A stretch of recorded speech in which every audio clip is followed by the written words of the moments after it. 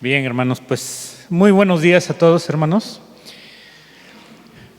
Buenos días. Vamos a iniciar hoy con nuestra penúltima lección de nuestro estudio de cimientos firmes. Ya estamos en la lección número 29. Sin mucho pensarlo, pues ya han transcurrido 29 lecciones y hemos dado un recorrido, tal vez para algunos pues un tanto superficial, de toda la Biblia, desde el libro de Génesis y vamos hasta los evangelios, hasta la vida de Jesús.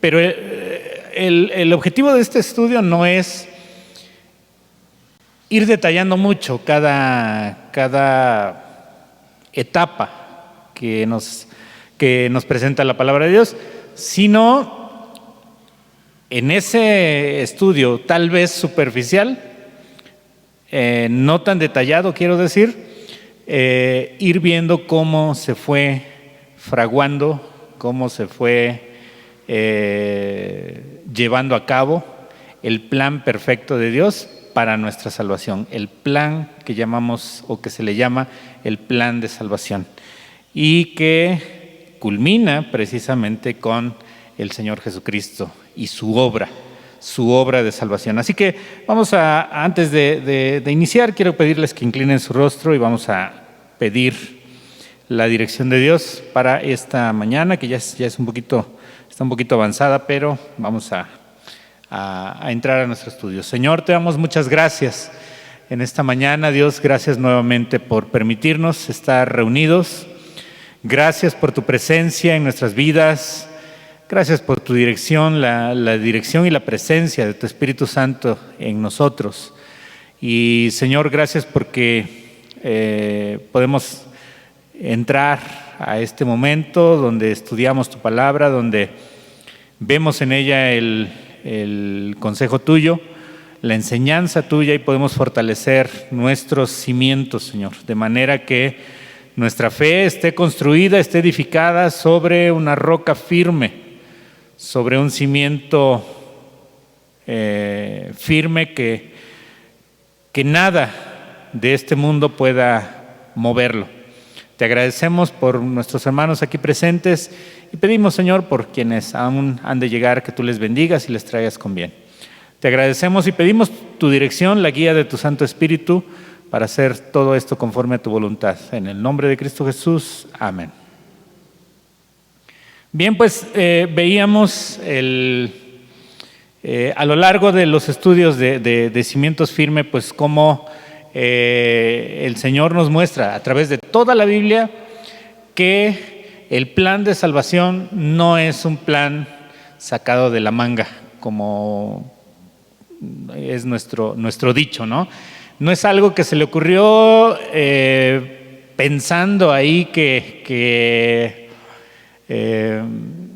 pues que ya se le había salido de control la situación con la humanidad, pensando tal vez, pensando humanamente, pues que Dios creó a la humanidad con un propósito, creó y diseñó a la humanidad con un propósito, pero al ponerlos en el mundo, pues todo salió de control, vino la serpiente, engañó a los primeros, a la primer pareja, en este caso Adán y Eva, y todo se salió de control y todo se echó a perder y ya no se llevó a cabo el plan.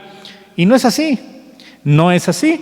La palabra de Dios nos enseña en todo lo que hemos visto cómo Dios sí tenía un propósito, sí tenía un plan para el hombre, para su creación, pero al mismo tiempo le dio cierta libertad, o más bien la libertad de elegir, la libertad de escoger. Y como lo vamos a ver en la lección, el hombre, haciendo uso de esa libertad, escogió. ¿Qué creen que escogió? Obviamente, pues lo peor. Obviamente escogió apartarse, escogió desobedecer. ¿Por qué? Porque dice la Biblia en Romanos que no hay justo ni aun uno, no hay quien entienda, no hay quien, ¿qué más? Haga lo bueno, no hay quien busque a Dios, no hay ni siquiera uno. Y esa es la característica del ser humano, esa es la característica del hombre que llevó a Dios a hacer un plan y que lo hizo mucho antes de poner al hombre en la tierra, mucho antes de tomar un puño de tierra y formar de ahí al primer hombre, Adán. Entonces, Dios diseñó este plan desde antes de la fundación del mundo, desde antes que ejecutara esa primera creación, poniendo al primer hombre y obvio a su mujer en el Edén, desde antes de la fundación del mundo. Y desde antes de la fundación del mundo también te escogió a ti, me escogió a mí, escogió a cada uno de los que estamos aquí y los que han de venir después. Si el Señor Jesucristo no viene pronto, todos los que crean de aquí en adelante ya están escogidos desde antes de la fundación del mundo. Entonces, bueno, vamos a ver la lección 29, la titulamos ahí consumado es, porque habla acerca de la escena donde el Señor Jesucristo, desde la lección pasada que nos compartía nuestro hermano Beto, comenzábamos a ver acerca de la muerte del Señor Jesucristo, pero hoy comenzamos, o nuestra lección de hoy trata un poco más acerca de cuál es el significado de la muerte del Señor Jesucristo, el significado de la muerte del Señor Jesucristo y cómo en ello el Señor Jesucristo consuma la obra de salvación. Consuma, completa, porque eso quiere decir la palabra consumado, lo vamos a ver un poquito más a detalle ahorita, pero completa la obra a la que Él fue enviado y la cual le fue asignada.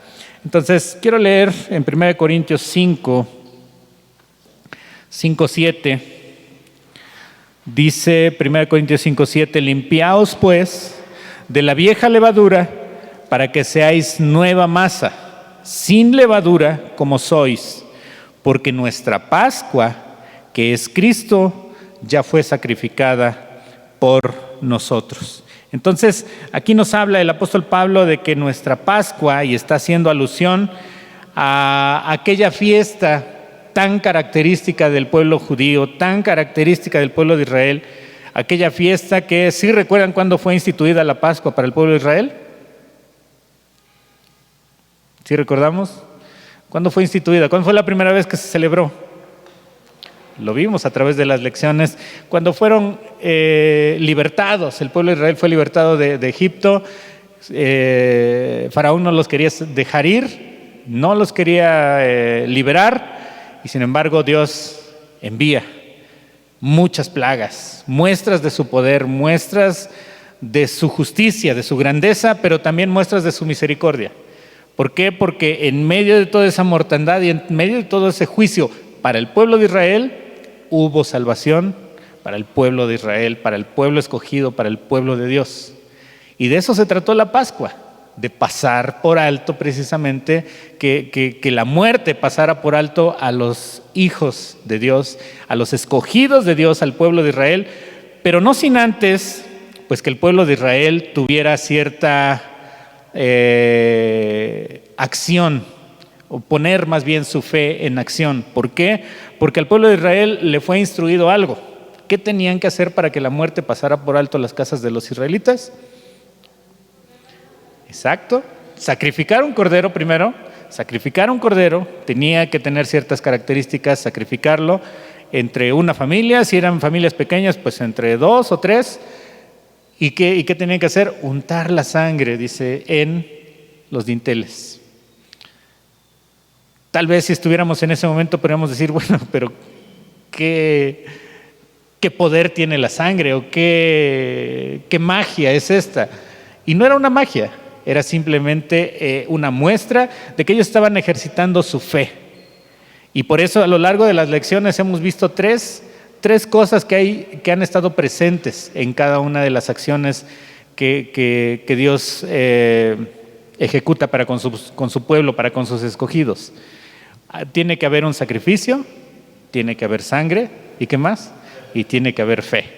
Entonces hubo un sacrificio, se sacrificó un cordero, hubo sangre, pues de ese sacrificio se extrajo la sangre, pero para poder hacer todo ello se tenía que tener fe.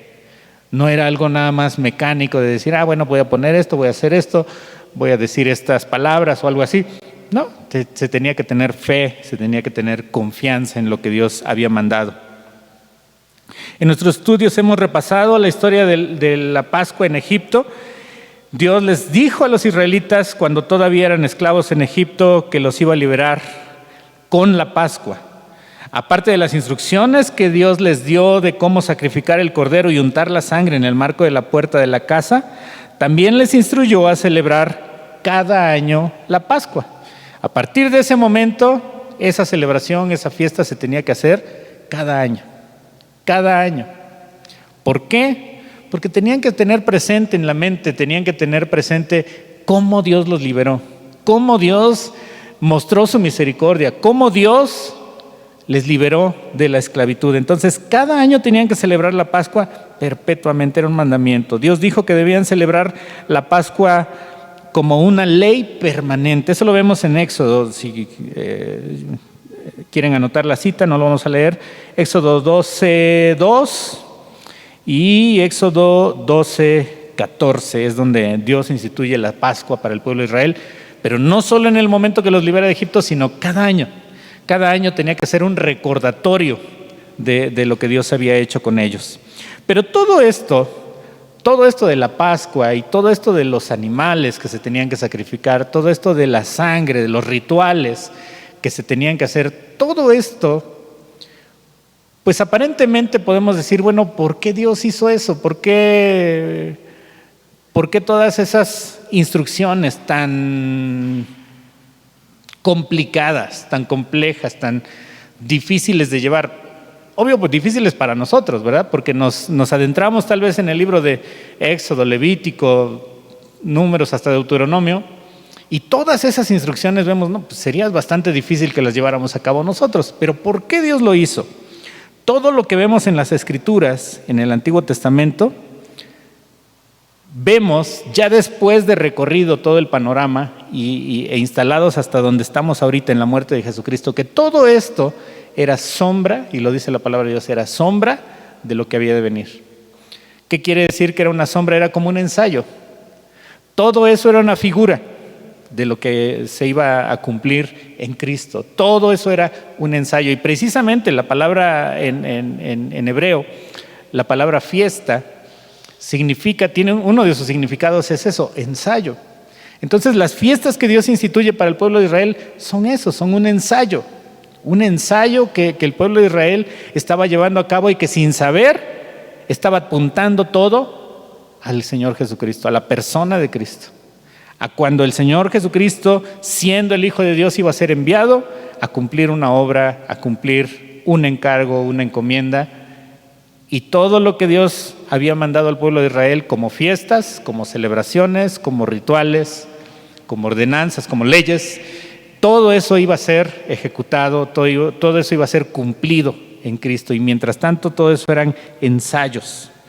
Ahora podemos entender mejor el significado de la vida de Jesús. Vamos a leer un poquito ahí en Hebreos. Hebreos 10, del 1 al 4. Dice así: porque la ley, teniendo la sombra de los bienes venideros, no la imagen misma de las cosas, nunca puede, dice, por los mismos sacrificios que se ofrecen continuamente cada año, a ser perfectos a los que se acercan. Fíjense lo que dice ahí el autor de Hebreos, que la ley dice, teniendo sombra de los bienes venideros, no es la imagen misma de las cosas, y dice, nunca puede, por los mismos sacrificios que se ofrecen continuamente cada año, hacer perfectos a los que se acercan. De otra manera cesarían de ofrecerse. Si la ley tuviera ese efecto, si la ley fuera efectiva, dice que cesarían de ofrecerse. Con un cordero que se sacrificara en algún momento, pues ya el siguiente año ya no sería necesario.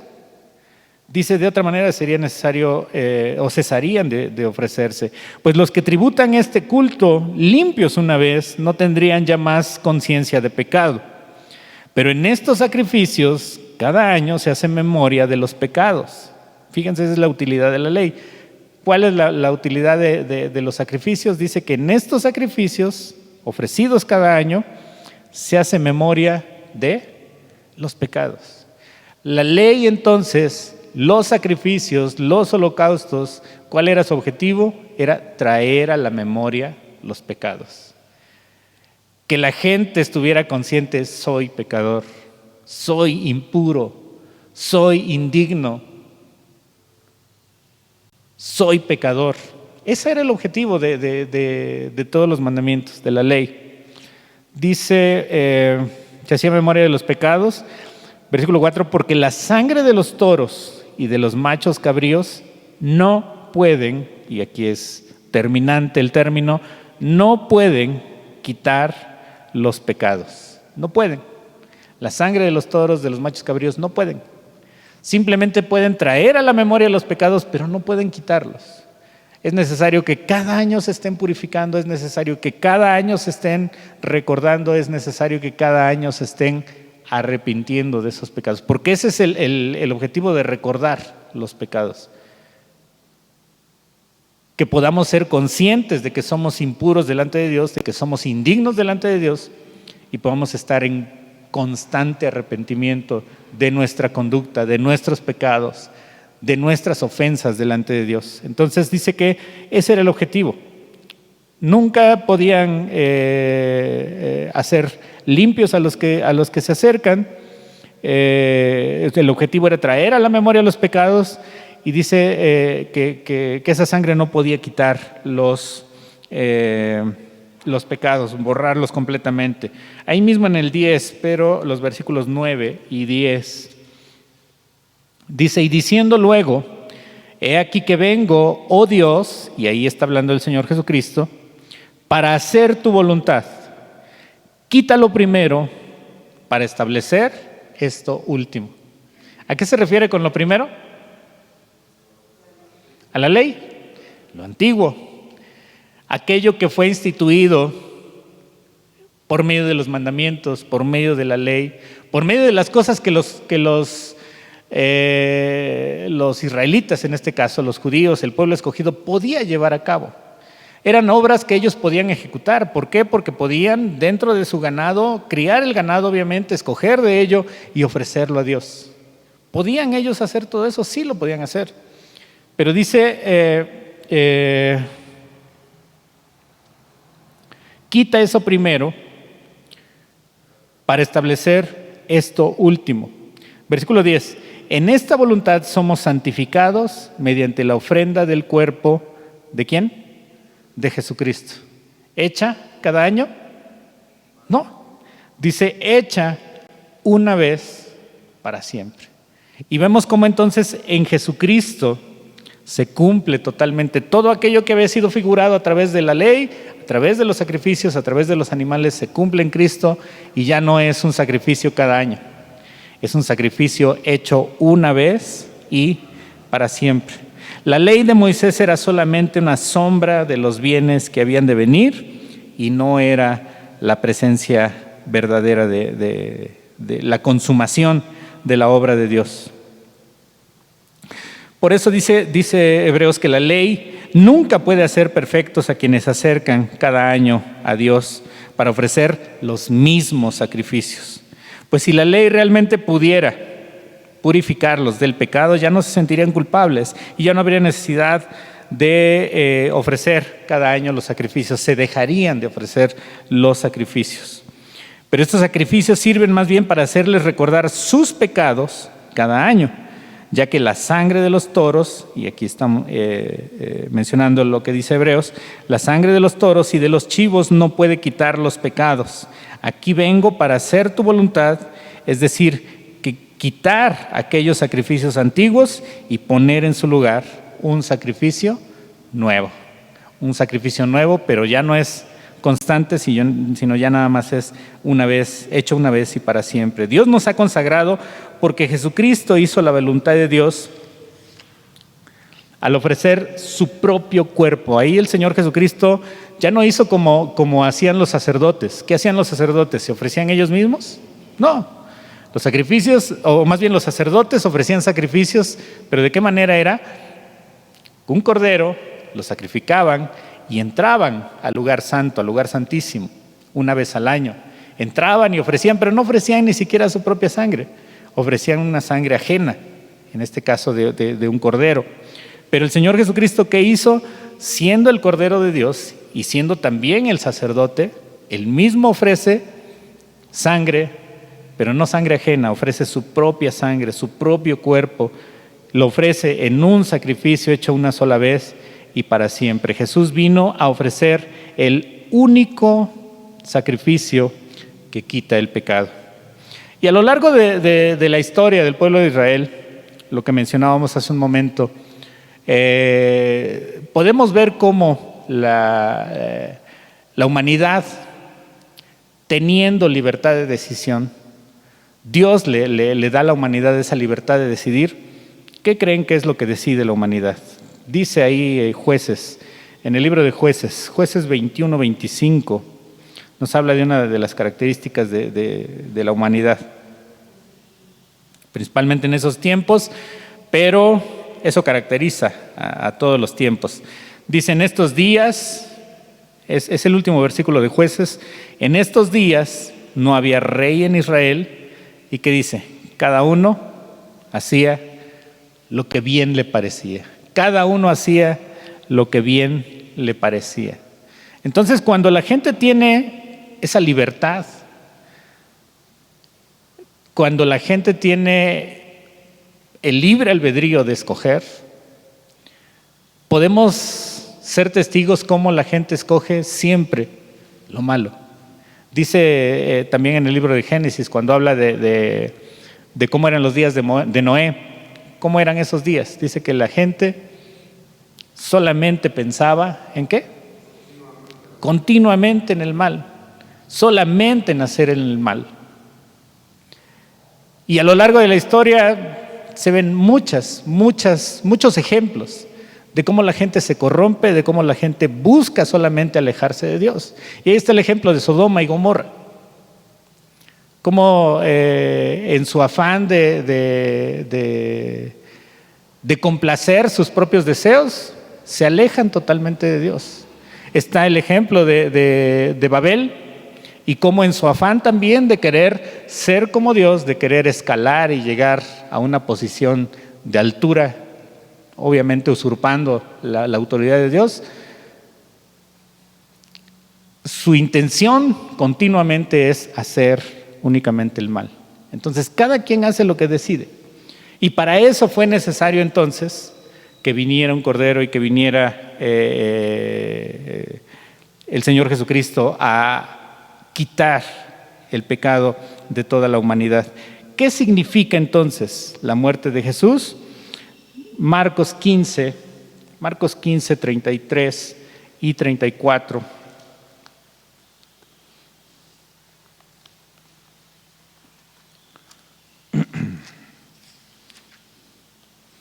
Dice así: cuando vino la hora sexta, hubo tinieblas sobre toda la tierra hasta la hora novena. Y a la hora novena Jesús clamó a gran voz, diciendo: Eloí, Eloí, lama sabactani, que traducido es: Dios mío, ¿por qué me has desamparado? Como en la noche de la Pascua en Egipto, en la oscuridad, llegó la muerte. Jesús sintió la muerte. Todo esto que vemos acerca de los relatos de la crucifixión, lo veíamos la semana pasada con nuestro hermano Beto, todo lo que sufrió y padeció el Señor Jesucristo, lo padeció en carne propia. Aún siendo Dios, era también 100% hombre y le dolió el que los clavos atravesaran su piel, el que las espinas atravesaran su cabeza, el que la lanza hubiera atravesado su costado. Todo eso lo sufrió 100% teniendo sus características 100% humanas. Jesús sintió la muerte, sintió la separación, porque eso significa muerte. ¿Qué fue lo más doloroso para el Señor Jesús? No fue tanto los clavos, no fue tanto la corona, no fue tanto la burla, no fue tanto los escupitajos. Fue sentir la separación de Dios, porque eso es precisamente la muerte. La muerte significa separación. Y en ese momento el Hijo de Dios, que tenía o que siempre ha tenido una estrecha relación, una estrecha cercanía con el Padre, fue abandonado por el Padre. El Padre volteó su rostro y fue separado. ¿Por qué? ¿Porque el Señor Jesucristo hizo algo malo? No, porque estaba cargando en Él el pecado de todos nosotros. Todas nuestras maldades estaban siendo cargadas en el Señor Jesucristo, y Dios tenía que, en su justicia, voltear su rostro y mirar hacia otro lado. Y eso fue lo que sin duda causó más dolor al Señor Jesucristo, más que los clavos, más que el dolor físico, los latigazos y todo ello que sufrió. Sin duda fue la separación del Padre. La separación y el castigo justo de Dios sobre todo pecado. Jesús tomó sobre Él todo el castigo de los pecados del mundo. Y como está escrito en Marcos, toda la tierra quedó en oscuridad. Lo leíamos ahí. La tierra quedó en tinieblas, en oscuridad. Y aunque Él, el Señor Jesucristo, es perfecto, era perfecto en ese momento, Él lo hizo por todos los que en Él creen. Marcos 15:37, continúa ahí la lectura, dice: mas Jesús, dando una gran voz, expiró. Mas Jesús, dando una gran voz, expiró. ¿Y qué dice Juan 19:30? Precisamente de ahí tomamos el título de hoy de nuestro estudio. 19:30 dice: cuando Jesús hubo tomado el vinagre, dijo: consumado es. Y habiendo inclinado la cabeza, entregó el espíritu. Esta es una de las, esta frase, la frase consumado es, en griego es una sola palabra, tetelestai, y tiene un gran significado esta palabra. Voy a leer un comentario aquí de Miguel Núñez acerca de esta palabra.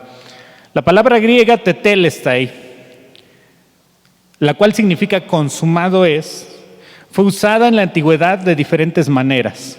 Fue usada cuando una deuda quedaba pagada o cuando un siervo completaba una tarea encomendada por su amo.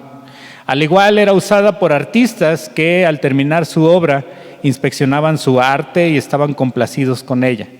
En cada uno de estos casos se declaraba tetelestai.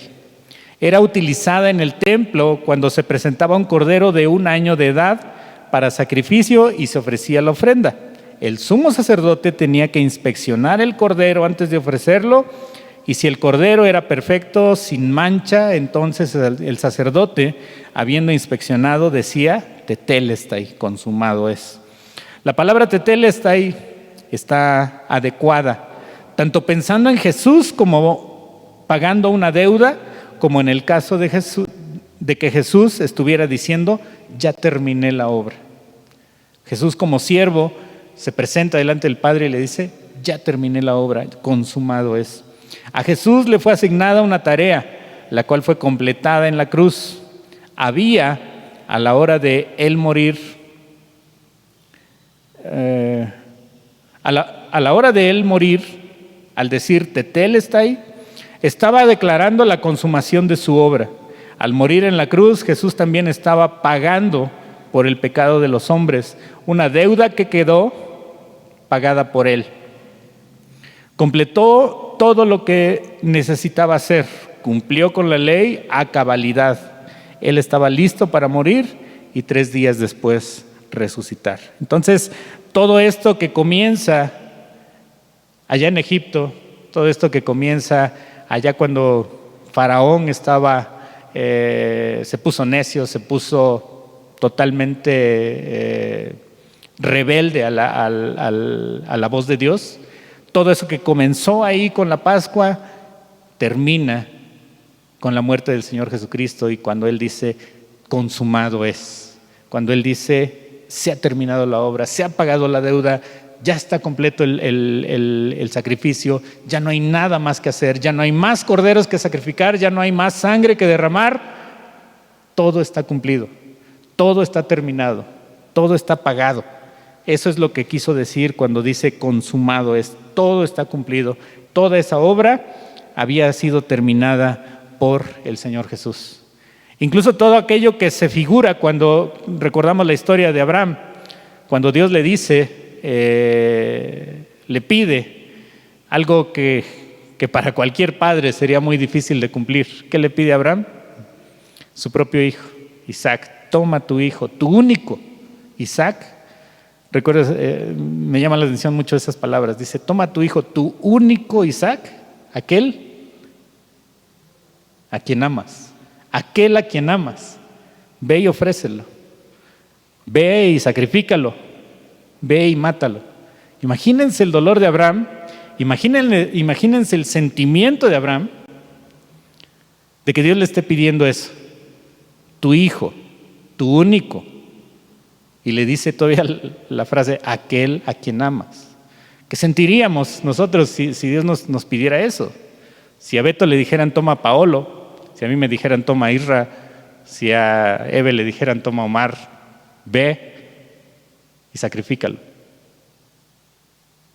Tu hijo, aquel a quien amas. Sin embargo, Abraham obedeció. ¿Y qué sucedió? Estando a punto de sacrificarlo, Isaac pregunta, aquí está el fuego, aquí está la leña, aquí está el altar, ¿y el cordero? Dios se proveerá de cordero para el holocausto, hijo mío. Y continuaban y caminaban, iban juntos, dice. Y cuando ya era inminente la muerte de Isaac, Dios provee un cordero para el holocausto. Dios provee un cordero que iba a sustituir. Y lo mismo sucede con nosotros. Exactamente lo mismo sucede con nosotros. Cuando ya estamos a punto de morir debido a nuestro pecado, de recibir la muerte debida a nuestro pecado, una muerte justa, una muerte totalmente ganada a pulso por nuestros pecados, hay un cordero sustituto. Y Dios se provee de cordero para sustituir nuestro castigo, para sustituir nuestra paga justa de nuestro pecado. Y ese cordero es Cristo. Ese cordero es aquel que fue crucificado y que dijo, ya está pagado, ya está cumplido, ya está cubierto, ya no hay nada más que cobrarle a estas personas. Entonces, en la historia de la Pascua, los que confiaban en la palabra de Dios tomaban el cordero, tomaban la sangre y la untaban ahí en el marco de su puerta. Cuando Dios pasó sobre Egipto a castigar su incredulidad, vio la sangre y ¿qué hizo? Pasó de largo. Dios vio la sangre y pasó de largo. Los que aceptan la sangre de Jesús sobre el marco de su vida, de igual manera son salvos del juicio de Dios. Cuando hablamos del sacrificio de Cristo y que ya es el último sacrificio y que ya no hay más sacrificio que ofrecer cada año, ese perdón no aplica en automático para todos los hombres. ¿Qué tiene que haber de por medio? Arrepentimiento, fe y aceptación de Dios. Tenemos que arrepentirnos de nuestros pecados, tenemos que confiar en Cristo y tenemos que aceptar su sacrificio para que ese sacrificio aplique a nosotros. Dios no nos va a forzar a que a fuerza seamos perdonados. Dios no nos va a forzar, va a ejercer en nosotros la convicción de pecado, nos va a convencer de pecado a través de su Espíritu Santo y va a hacer que nosotros ejerzamos la fe para confiar en Él. Dios no tomó en cuenta el pecado de aquellos que untaron la sangre en sus puertas. Dios no tomará en cuenta el pecado de los que confían en la sangre de Jesús. Los israelitas mostraron su confianza en Dios a través de 3 cosas. ¿Cuáles creen que son? Fe, sacrificio y sangre. Nuevamente esas 3 palabras presentes en nuestro estudio. Fe, ¿por qué? Porque confiaron en su palabra, porque confiaron en que untando la sangre iba a ser la manera en que iban a ser librados de la muerte. Sacrificio, porque hubo de por medio un animal sacrificado, un animal muerto. Y sangre, precisamente por ese sacrificio, brotó la sangre que fue útil para cubrir la culpabilidad de los judíos. Los que confían en Jesús como Salvador han puesto su fe, y ahí está hablando de nosotros.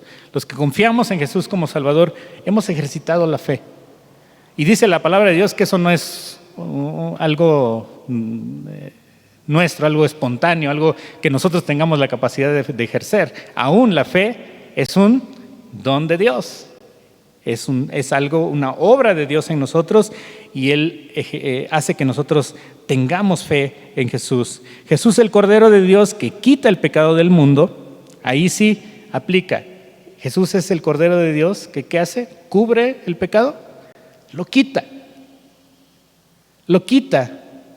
lo arranca. Dice la palabra de Dios que lo echa ¿a dónde? A lo profundo del mar, dice, y nunca más se vuelve a acordar de él. Nunca más. No es como nosotros que decimos te perdono pero no te olvido, no olvido. Dios no es hombre para que mienta, ni hijo de hombre para que se arrepienta.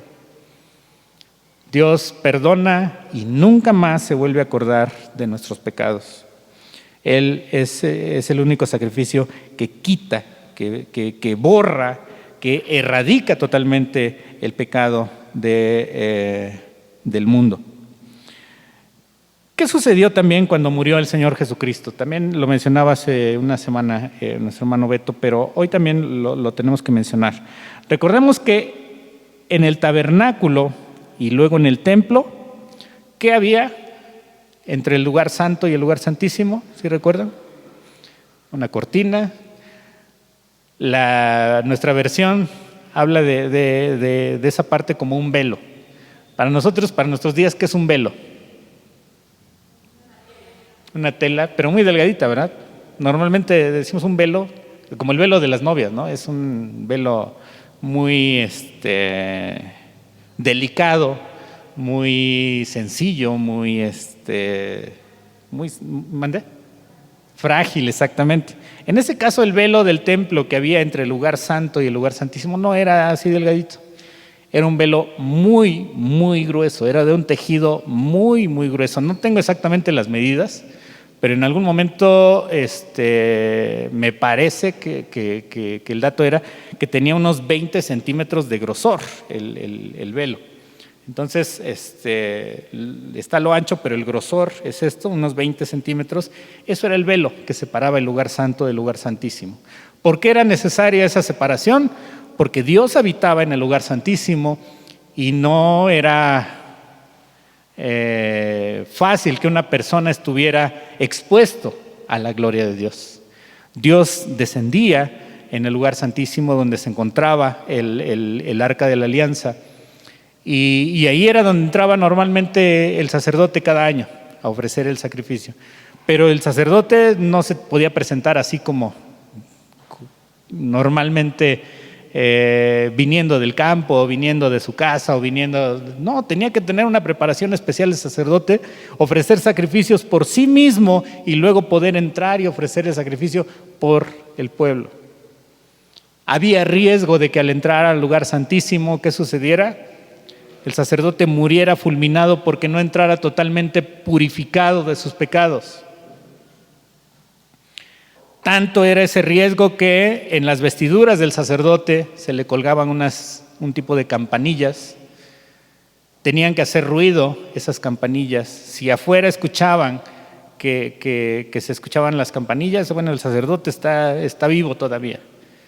Le tenían que amarrar un lazo en una de las extremidades, en las manos o en los pies, para que si ya no se escuchaban las campanillas, quería decir que el sacerdote no iba totalmente puro y que la gloria de Dios lo fulminó. Y tenían que sacarlo desde fuera, jalándolo ahí con la cuerda. Era por eso la necesidad de este velo tan grueso. Dice la Biblia, Marcos 15,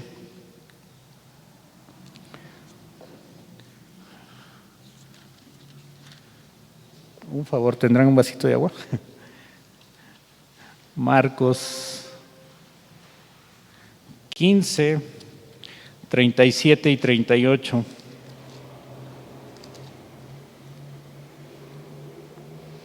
Mas Jesús, dando una gran voz, expiró. Gracias, hermano. Entonces, dice, el velo del templo se rasgó en dos. ¿De dónde? De arriba hacia abajo. Y me llama la atención esa frase, de arriba a abajo. ¿Qué quiere decir eso, que se rasgó de arriba a abajo? ¿Por qué no de abajo para arriba? Porque arriba está Dios. Porque quien lo rasgó fue Dios.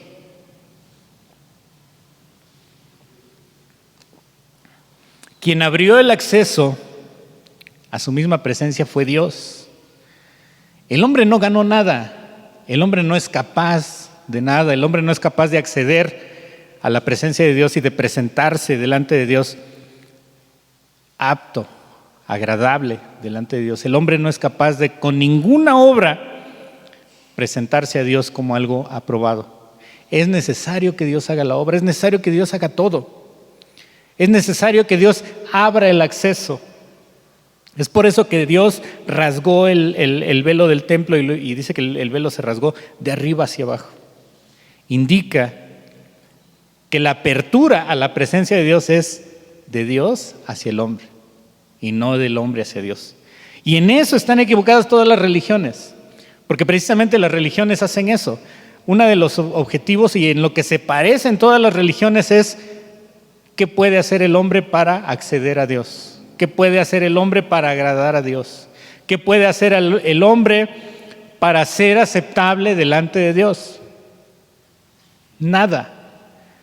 Y hay peregrinaciones a Tlacotepec, y hay a Juquila y a todos lados, y ha habido incluso sacrificios humanos, ha habido inmensidad de cosas que el hombre ha tratado de hacer para agradar a Dios, para acceder a Dios, pero el hombre no puede. Y esa es la diferencia entre la fe cristiana y todas las demás religiones.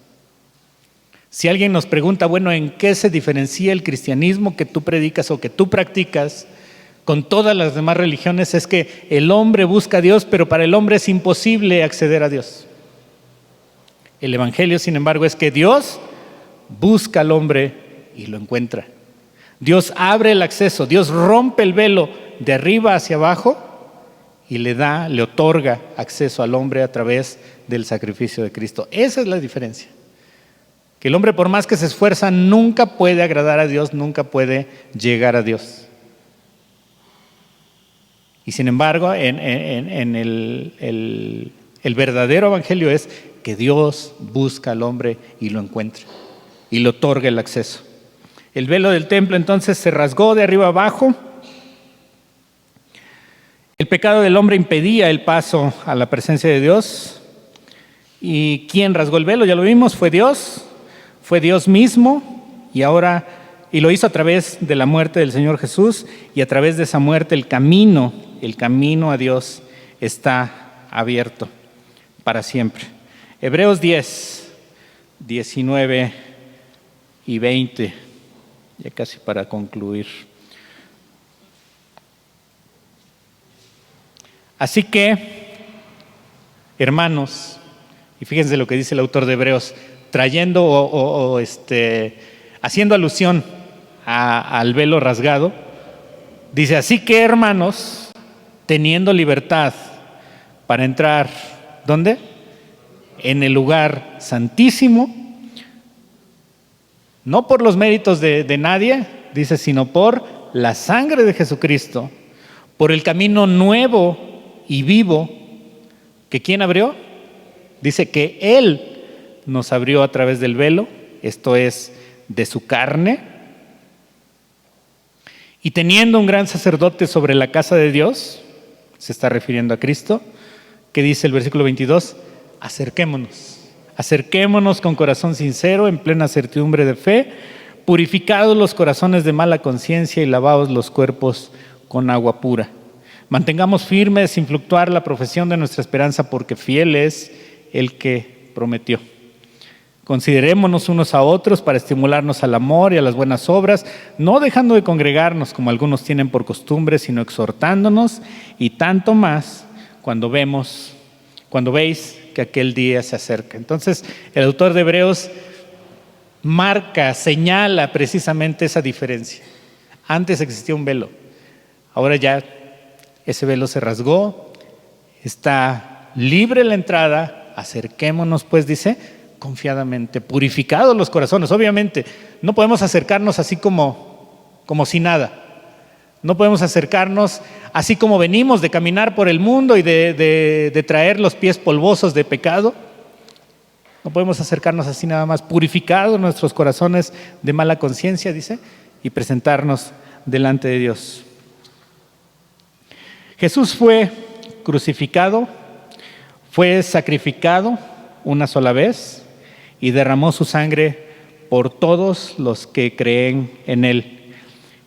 Y otra vez recalcamos esto: Jesús derramó su sangre para hacer el último sacrificio y ya está todo hecho. Sacrificio perfecto, una sangre perfecta, y lo único que hace falta para cada quien es ejercer la fe. Ejercer la fe, obviamente esa fe no es una cualidad nuestra, no es una capacidad nuestra. Dios la pone en nosotros, Dios nos pone la capacidad de creer, Dios nos pone la capacidad de confiar en Él, de hacer nuestro el perdón que Él nos está ofreciendo y de poder ser limpiados con esa sangre, de ser perdonados a través de ese sacrificio, y a través de la fe podemos acudir a Dios y ser perdonados. Ya el sacrificio se ejecutó, ya la deuda ya fue pagada, ya la obra fue consumada. Dios lo dijo el Señor Jesucristo lo dijo en la cruz: consumado es, y el velo del templo se rasgó. Tenemos acceso directo, gracias a Dios. Gracias a Dios porque Él nos ha salvado, porque Él nos ha liberado, porque Él nos da ese acceso a su misma presencia a través del Señor Jesucristo. Y de esta manera vemos cómo entonces se aterriza todo aquello que hemos estado viendo a través de las lecciones, se aterriza en la obra de Cristo, en la persona de Cristo y en su obra perfecta. Cómo toda esa obra fue planeada desde antes de la fundación del mundo y se comenzó a llevar a cabo desde que Dios puso a los primeros seres humanos en la tierra, en el huerto del Edén, y desde ahí hasta Cristo consuma Él su obra. Gracias a Dios por esa obra tan maravillosa. Vamos a orar. Señor, te damos gracias por este tiempo, Señor, en el que tú nos has permitido estudiar tu palabra, Señor. Gracias, Señor, porque quisiste enviar a tu Hijo y lo quisiste sacrificar por cada uno de nosotros. Gracias porque a través de ese sacrificio, a través del derramamiento de esa sangre, tú nos has regalado la fe para creer en Él. Te agradecemos, Señor, porque a través de ello tú haces la obra de redención en nuestras vidas, de salvación. Gracias porque al permitirnos confiar en esa obra, tú nos regalas el acceso directo a tu presencia. Señor, gracias porque creemos también que un día vendrás y ejecutarás definitivamente nuestra salvación cuando nos lleves a tu presencia. Esperamos con anhelo ese día, esperamos, Señor, que sea pronto y que tú vengas por tu iglesia y que tú nos lleves a tu presencia. Mientras tanto, Señor, queremos pedirte que tú nos ayudes a caminar en fidelidad, en santidad, Señor, porque es necesario, una vez que hemos sido lavados, no hacer como los animales que regresan al lodo y que se vuelven a ensuciar. Señor, queremos pedirte que tú nos ayudes a purificarnos cada día, a lavarnos en tu palabra con la presencia de tu Santo Espíritu en nuestras vidas para guiarnos a toda verdad. Ayúdanos, Señor, a vivir de manera que a ti te agrade, Dios. Una vez que hemos sido salvados, te rogamos que tú nos guíes en tu camino y nos lleves en el camino correcto. Te agradecemos, Señor, por este tiempo, te agradecemos por este estudio y pedimos que tú sigas estando con nosotros en lo que aún vamos a realizar como iglesia. Te damos gracias en el nombre de Cristo Jesús. Amén. Que Dios les bendiga, hermanos. Tenemos 24 minutos de receso.